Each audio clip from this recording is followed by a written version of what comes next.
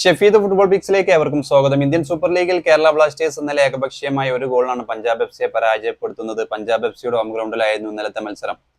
നമുക്കറിയാം, നിരവധി സംഭവ വികാസങ്ങൾ നടന്ന ഒരു മത്സരമൊക്കെ ആയിരുന്നു. കേരള ബ്ലാസ്റ്റേഴ്സിന് വേണ്ടി നോവാസോദോയെ 44-ാം മിനിറ്റിൽ പെനാൽറ്റിയിലൂടെയാണ് ബ്ലാസ്റ്റേഴ്സ് ഈ മത്സരത്തിൽ ലീഡ് എടുക്കുന്നത്.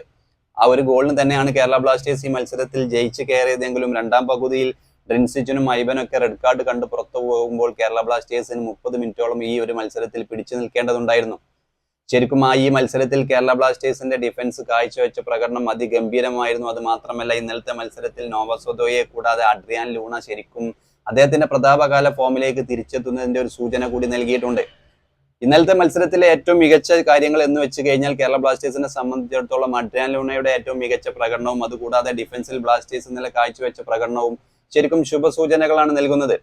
ശരിയാണ്, വരും മത്സരത്തിൽ കൂടുതൽ താരങ്ങൾ പുറത്തിറക്കേണ്ടി വരുന്നുണ്ട്. കാരണം ഡ്രിൻസിച്ച്, ഐബൻ, അതുപോലെ തന്നെ ദാനിഷ് ഫറൂഖിനൊന്നും അടുത്ത മത്സരം കളിക്കാൻ കഴിയില്ല. കൂടാതെ ജിമിനസും പുറത്താണ്. അദ്ദേഹത്തിന്റെ പരിക്ക് മാറി വരും മത്സരത്തിൽ തിരിച്ചെത്തുമോ എന്നതൊന്നും ഒരു വ്യക്തതയില്ല. പക്ഷേ നിലവിൽ കേരള ബ്ലാസ്റ്റേഴ്സ് ഇന്നലെ കാഴ്ചവെച്ച പ്രകടനം ശുഭസൂചന നൽകുന്നതാണ്. ശരിക്കും താരങ്ങൾ അടുത്ത മത്സരത്തിൽ നഷ്ടമാകുന്നത് നിരാശ നൽകുന്ന കാര്യം തന്നെയാണ്. എങ്കിലും വരാനിരിക്കുന്ന മത്സരം ബ്ലാസ്റ്റേഴ്സിനെ സംബന്ധിച്ചിടത്തോളം 2 ഹോം മത്സരങ്ങളാണ് കൊച്ചിയിൽ കേരള ബ്ലാസ്റ്റേഴ്സിനുള്ളത്. Odisha F C, North East United ടീമുകൾക്കെതിരെ. നമുക്കറിയാം, ഈ സീസണിന്റെ തുടക്കത്തിൽ അവേ മത്സരങ്ങളിൽ നോർത്ത് ഈസ്റ്റ് യുണൈറ്റഡിനെതിരെയും ഒഡീഷയ്ക്കെതിരെയും കേരള ബ്ലാസ്റ്റേഴ്സ് മികച്ച പ്രകടനമാണ് കാഴ്ചവെച്ചിട്ടുള്ളത്. ഇനിയും കേരള ബ്ലാസ്റ്റേഴ്സിനെ സംബന്ധിച്ചിടത്തോളം പ്ലേ ഓഫ് സാധ്യതകൾ ഇപ്പോഴും സജീവമായി നിലനിൽക്കുന്നുണ്ട്. കാരണം നിലവിൽ ബ്ലാസ്റ്റേഴ്സിനെ സംബന്ധിച്ചിടത്തോളം 15 റൗണ്ട് മത്സരങ്ങൾ പൂർത്തിയാക്കിയപ്പോൾ 17 പോയിന്റ് ഉണ്ട്. 6ാം സ്ഥാനത്തുള്ള ഒഡീഷ എഫ് സിക്ക് നിലവിൽ 20 പോയിന്റ് മാത്രമാണ്. 14 റൗണ്ട് മത്സരങ്ങൾ അവർ പൂർത്തിയാക്കി കഴിഞ്ഞു. ഇത് ഈ കണക്കുകൾ ശരിക്കും ബ്ലാസ്റ്റേഴ്സിന് ഇനിയും പ്ലേ ഓഫ് സാധ്യതകൾ സജീവമായി തന്നെ നിലനിൽക്കുന്നുണ്ട്.